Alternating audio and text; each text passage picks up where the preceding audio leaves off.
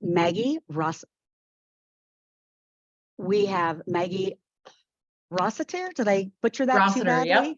Rossiter. Okay, great. From Fraser Stryker, one of a NAM member. I don't know if you guys know Alan Wang, who's with STEM just down the hall from NAM. He heard Maggie speak at something at Westside and said, hey, this is a topic that our CEO should hear. And, she's going to talk about kind of just a basic 501c3 primer and compliance, which at first I thought, do we really need that? And then I realized, unless you were the founding ED, you may not know a lot of this stuff. Or if you're just walking into a new position, you may not understand or be aware that there's things you need to do. So with that, Maggie, I am going to turn it over to you. Awesome.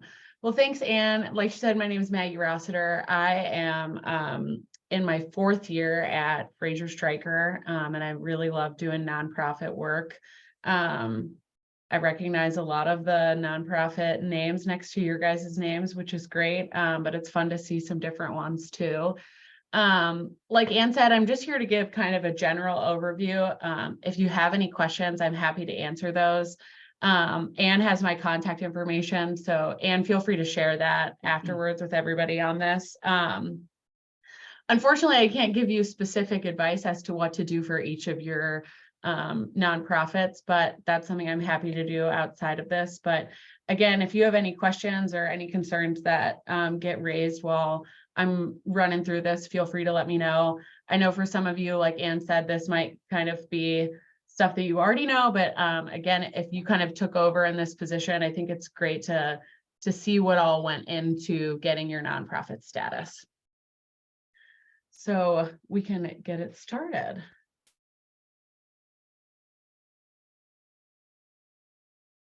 Perfect. So you can go to the next slide. So again, I'm just going to talk, this kind of gives you an overview of what I'm going to talk about, but there is a difference between a nonprofit and tax exempt. There's different types of tax exempt organizations. A lot of what you see is a 501c3 organization, which is likely what a lot of you are. And to get that, you have to file a form with the IRS, and then it just kind of depends on what type of 501c organization you are. That kind of depends on what application you would provide to the IRS. Okay, so there is a difference between being a nonprofit and being a tax exempt entity. So nonprofit doesn't necessarily mean that you're a tax exempt entity. Nonprofit actually just refers to your structure under state law. So when you start a nonprofit, it is started with a certificate of organization or articles of organization, articles of incorporation that are filed at the state level with whatever state you started in. And when you file those, you name your entity as a nonprofit entity. However, a tax exempt status requires approval from the IRS. So usually what you would see is a designation of a 501c3 designation, which means you have a charitable, educational, or other type of purpose that falls into that IRS tax exempt status. Most nonprofits at the state level are organized as nonprofit corporations. So a lot of times you see LLCs or partnerships or different kinds of entity structures. Normally it's easiest to be a corporation. So in Nebraska, what's going to govern you at the state level is the Nebraska Nonprofit Corporation Act. So the purpose of starting at the state level is to create an independent legal entity. So this is what's going to give you that liability shield that you think of when you start a new business, so that you are not solely liable, or your board members aren't individually liable for anything that might happen to the nonprofit at the corporate level. You file your articles of incorporation, like I said, with the Secretary of State. It identifies how the corporation can be contacted, who your registered agent is. So your registered agent is the individual or entity that would get served if you ever had any legal issues against you. And then the Nebraska Nonprofit Corporation Act requires that certain information be included in your articles of incorporation. If that information isn't included, your filing will get rejected. And then there's also specific IRS required provisions that need to be included. So not only do you want to make sure that you're complying at the state level for your articles of incorporation, but you want to make sure that you have the correct IRS language, which basically means that you usually have like the name of your corporation in it, and then the next is the purpose, so your legal purpose. The IRS language wants you to put that you have a nonprofit, charitable, educational purpose under the relevant statute, so like under 501c3 statute. So getting into that, it's common for the IRS to reject your 1023 application or your federal application when you go to apply for your tax exempt status if you don't have that within your articles of incorporation. So an example clause would be the corporation is organized and shall be operated exclusively for charitable, religious, educational, and scientific purposes within the meaning of 501c3. You know, that can change. An attorney can help you with that, or you can, you know, you can try to draft some language yourself, but you want to make sure that you have language in there that states that. I have kind of in that middle section, you want to, you know, we tend to fall on the side of you want to have a broad example clause for your exempt purpose because you don't want to back yourself into a corner as to what your entity can and cannot do, but you don't want to make it so broad that the IRS or the state doesn't know what your charitable purpose is.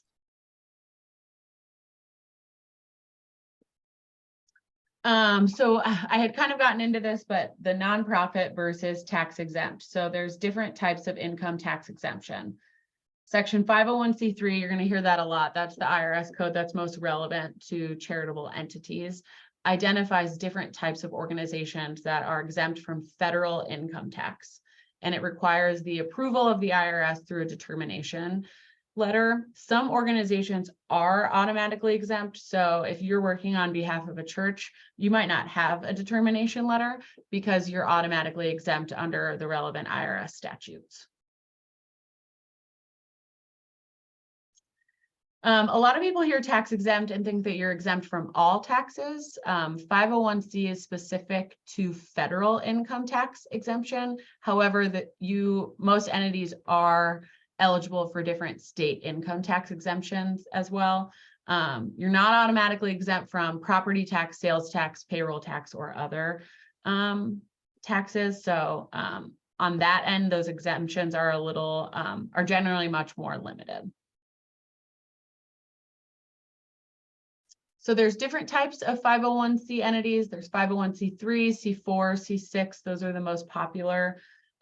Depending on which application or which C number you fall into determines which application you're going to file and what tax benefits you're going to receive. So an organization may be eligible to apply for more than one, but you, as in you might fit into more than one category, but you can only apply for one status. 501c3, like I said, is the most popular. You have to be operated exclusively for religious, charitable, scientific, public safety, literary, educational purpose. And you have to make sure that your activities, all of your activities and all the income that you derive from your nonprofit are related and further that charitable purpose. So you can't have any private inurement, meaning a board member cannot personally financially benefit from the activities of a nonprofit. That's why it's super important to have a conflict of interest policy. So if you're on a board now or you're an executive director and your nonprofit doesn't have a conflict of interest policy, that is definitely something that I would look into. If there is going to be private inurement, you want to make sure that you do follow that conflict of interest. So let's say you have a board member who says, hey, I have rental property that I rent out for events. I would love if we had our event here. You are going to have to follow your conflict of interest policy to make that decision because that board member is going to benefit from whatever you pay or whatever they receive as a tax donation for giving the value of that rental property during that time. No substantial part of your activities can influence legislation, and you cannot participate in political campaigns for or against a candidate. For 501c3s.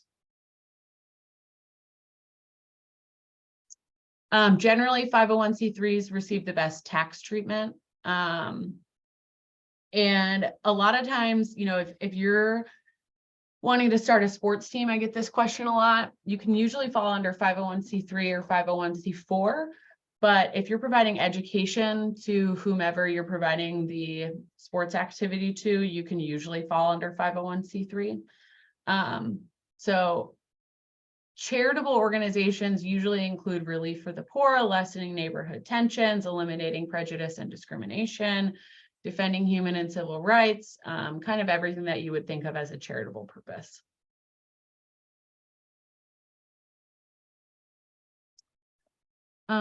It looks like I have a question that says, can a board meeting also be an employee, example, secretary or CEO? I'm assuming you mean board member. Perfect.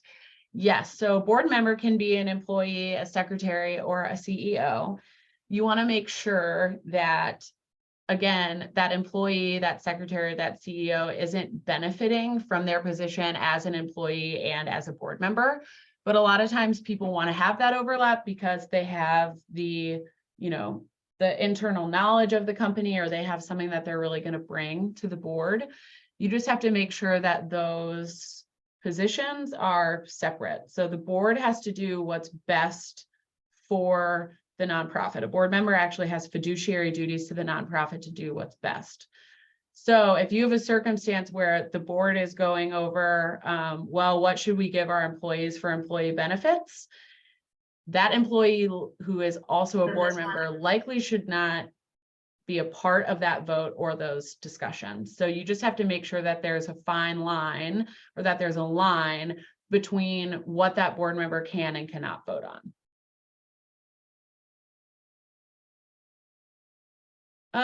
Okay, so quickly I'll run over which tax exemption, you know, what form would have been filed. Usually you hear of a form 1023 or a form 1023 EZ.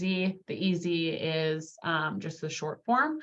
And then for any 501c4, so that would be like a sports team or something like that, you're going to file the 1024A. Churches don't have to submit an application, but they can if they do want a determination letter. A lot of times, if a bigger donor is going to give you money, they might ask for a donation or a determination letter so they can submit that to their CPA. Okay. Sharon said, I have heard of some people having nonprofit and for-profit within the same organization. How does that work? So you can have a for-profit subsidiary of a nonprofit. It gets a little complicated, but usually that for-profit might be like a supporting organization, or that for-profit might invest and give the money that from their investment back to the nonprofit. That's definitely something that I can talk to you about if that's something that you're interested in. There's various IRS regulations that you have to follow to make sure that you're not overlapping the nonprofit with the for-profit. And if I could just jump in for a second as well. For a while, No More Empty Pots had a for-profit coffee shop called No More Empty Cups. They ended up closing the coffee shop, but you really need to visit with a lawyer on how to do it right, and unrelated business income. You might have to pay taxes on that. So I had dropped Maggie's contact information in the chat box earlier if you need that. Perfect. Yeah, and Anne brings up a good point.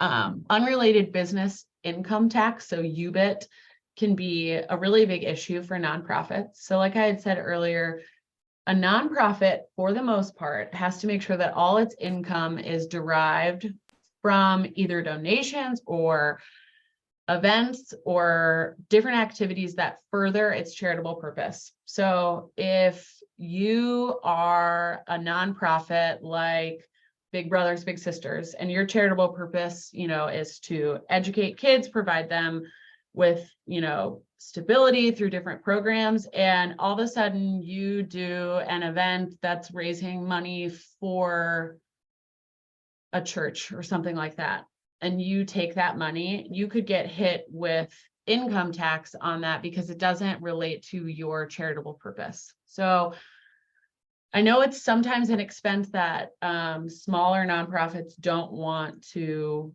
have, but having a CPA that you can go to and ask questions to is a really good resource, and I think a really good use of nonprofits' money. You can end up finding yourself in pretty sticky situations for trying to do good things, but those good things are circumventing IRS regulations, and you don't want to get hit with any tax that you can't afford. So you might as well pay the CPA on the forefront so that you don't get hit with something on the back end.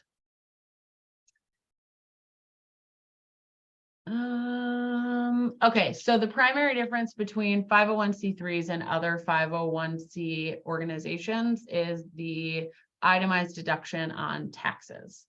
So charitable deduction is generally not available for other 501c entities, but it is available to some 501c4 entities. So that's where we get that determination letter.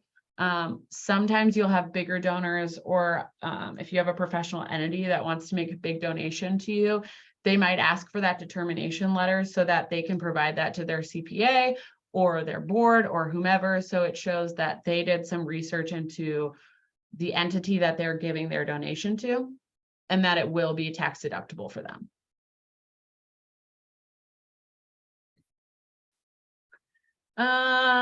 So quickly, public charity versus private foundation. Most of you are likely public charities. If you're public charities, you receive your support basically from the general public. And there's a test that you have to, or there's criteria that you have to fall into when you're doing your initial application with the IRS, that you receive a certain amount of your proceeds from the general public. If you don't receive a certain amount of your proceeds from the general public, then you're likely a private foundation. And private foundations are subject to different limitations and differing operating rules. So your default when you actually make an application to the IRS is that you're a private foundation. So you need to make sure that you select public charity if you're going to be a public charity when you make that application. But hospitals, churches, schools, and supporting organizations are automatically designated as public charities.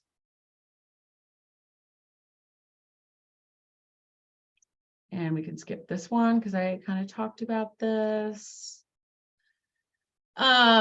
Okay, so the Form 1023 and the Form 1023 EZ is likely the form that whomever your creator or your initial director, whoever started your entity, filed with the IRS. Form 1023 is pretty long. There's 11 pages, there's schedules, attachments, IRS estimates. You can do it on your own. This is not a plug for me. I would just say that you're better off having an attorney go through and making sure that you're checking all the boxes for the IRS. But there are organizations that do it themselves, and they are totally fine. Then there is a 1023 EZ. It was introduced in 2014. It's just like it's called. It's just an easier version of the 1023. It's like 2 pages. And the IRS estimates that it's about 5.5 hours to prepare. So you can only imagine what the Form 1023 would take if the 1023 EZ is only 2 pages and takes about 5 hours to prepare.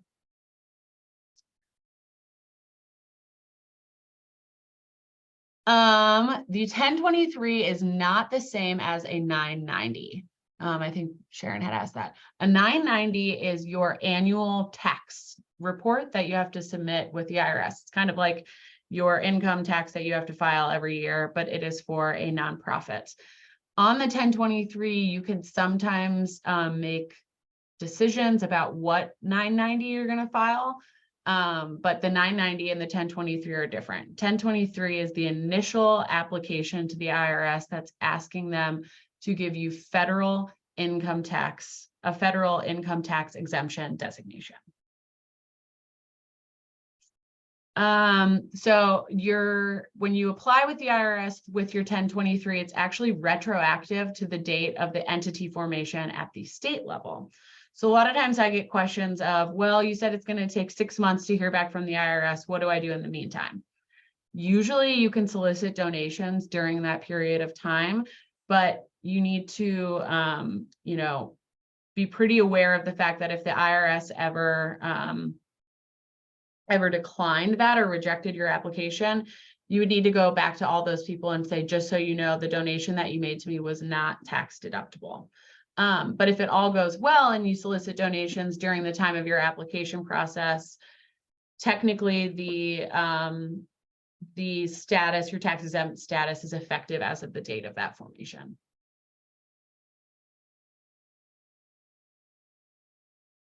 We could probably skip this one. Okay, so this is probably the part that you're a little more interested in, and I think I'm running out of a little time, so I'll go kind of quickly, but try to give you good information. As you know, nonprofits must have a board of directors. Mm-hmm. Under the Nebraska Nonprofit Corporation Act, a board must have at least 3 members of their board. A lot of times for smaller nonprofits, this can be an issue because they're just starting up and they don't have 3 people that they want to have on their board.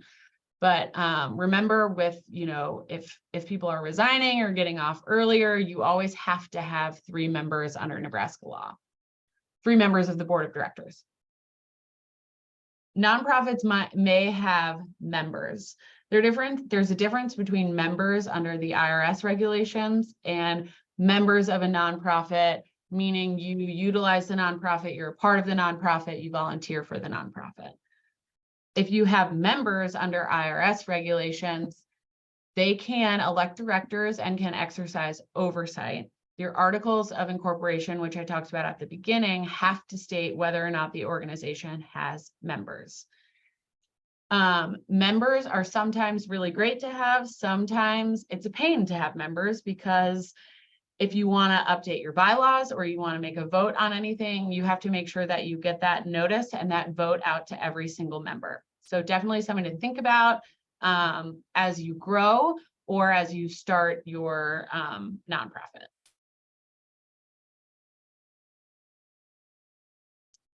Sharon asked, what needs to be done when a board member resigns? Good question. So a set of bylaws, and a good set of bylaws for a nonprofit, is super important. A lot of smaller nonprofits, because there just is not a lot of organization and there hasn't, they're just starting, don't necessarily follow their bylaws. It is super important to follow your bylaws in a nonprofit. There should be a section in your bylaws that talks about what needs to be done when a board member resigns, how a board vacancy is filled, and how long the member who fills that vacancy gets to be in that position. So long story short, you have to follow whatever is in your bylaws. If you don't have bylaws, there are fallback provisions within the Nebraska Nonprofit Corporation Act that will walk you through that process. Nothing needs to be submitted to the state if you make any changes to your board, but there is a biennial report that's due with the state every other year, and it does provide the state information of who your board is and who the current members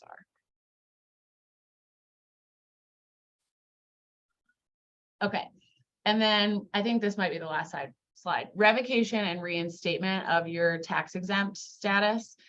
So you do have to file a Form 990 every year with the IRS unless you fall into a specific exemption. Again, something to talk to your CPA about. If you do not file a 990 for 3 years, the IRS will automatically revoke your nonprofit tax exempt status.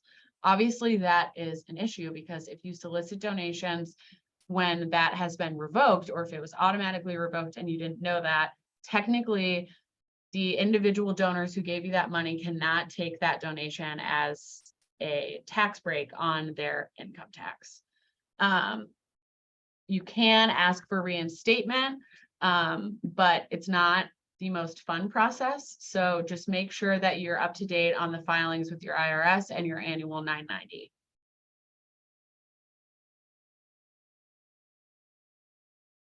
That's my contact information, but I think Anne sent that to you. It's also a very large picture of me, so I apologize for that.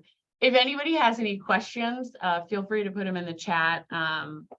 But I wanted to keep it somewhat short. I know some of it might not have related to what you actually do now, but I think some background as to how your entity was formed, especially knowing that you have a determination letter, is helpful. But if you ever want to reach out to me for any questions, happy to help. We support and give advice to a lot of nonprofits in Omaha. So if you have any questions, feel free to reach out. Does anybody have any questions? Well then, Maggie, as I said, you're welcome to stick around if you'd like, or we'll give you 29 minutes of your day back. Okay. And let's all give Maggie a round of applause and heartfelt thanks. This was helpful. Thank you. It's, information is power, and these are some good reminders. Absolutely. Absolutely.